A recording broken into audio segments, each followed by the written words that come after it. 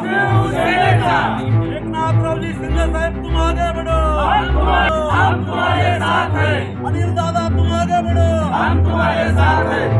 जय भवानी, जय शिवाजी, जय भवानी, जय शिवाजी। शिवसेनेचा एकनाथ शिंदे साहेब तुम आगे बढ़ो, हम तुम्हारे साथ हैं, शिवसेनेचा जय भवानी। नमस्कार.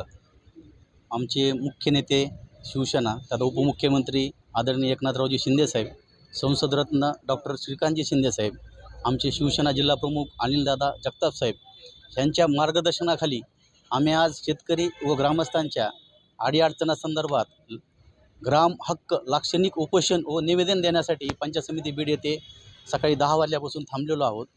त्यामधील आमची प्रामुख्याने मागणी एक अशी होती, घरकुल धारकांचे सर्व हप्ते वितरित करा.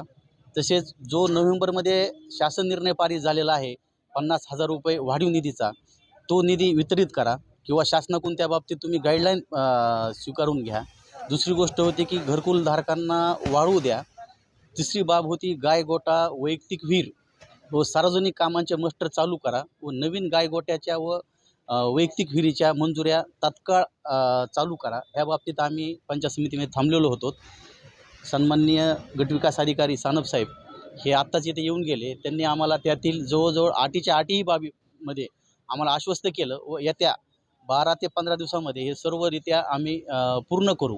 तसेच जी रामजी नावाची जे संकल्पना आत्ता आलेली आहे एप्रिलपासून, त्याच्या अगोदर आपल्याला ही कामं म्हणजे जुनी कामं आपल्याला पूर्ण करणे गरजेचं आहे.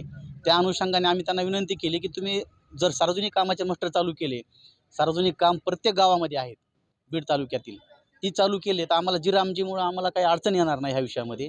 तसेच मजुरांच्या हाताला काम मिळेल व घरकुल लाभार्थ्यांचे जी काही मस्टर आहे जो काही निधी राहिलेला आहे तो वितरित केल्यामुळे ती कामं पूर्ण होतील, एवढी आमची त्यांच्याकडे मांडणी होती. त्यांनी ती आम्हाला आश्वस्त केलेली आहे. प्रथम मी शिवसेना शेतकरी सेनेचा जिल्हाप्रमुख ॲडव्होकेट बापूसाहेब आहे. आमचं जे आंदोलन आहे हे फक्त शेतकऱ्यांसाठी आहे. शेतकऱ्यांच्या व्यतिरिक्त इथं जेवढे आलेले आहेत हे शेतकरी आणि शेतकऱ्याला मानणारा वर्ग आलेला आहे आणि शिवसेनेचे पदाधिकारी आलेले आहेत. प्रथम या ठिकाणी आमचे सतीशभाऊ शेळके आहेत आणि हरिभाऊ शेळके आहेत. या दोघांनी आजपर्यंत वेळोवेळी जिल्हाधिकारी कार्यालय असेल, गटविकास अधिकारी कार्यालय असेल किंवा जिल्हा परिषदचे शिओ असतील, यांना वेळोवेळी आंदोलनाच्या माध्यमातून किंवा जे काही आपलं निवेदन आहेत त्या निवेदनाच्या माध्यमातून शेतकऱ्याचे प्रश्न मांडण्याचं काम केलं आहे.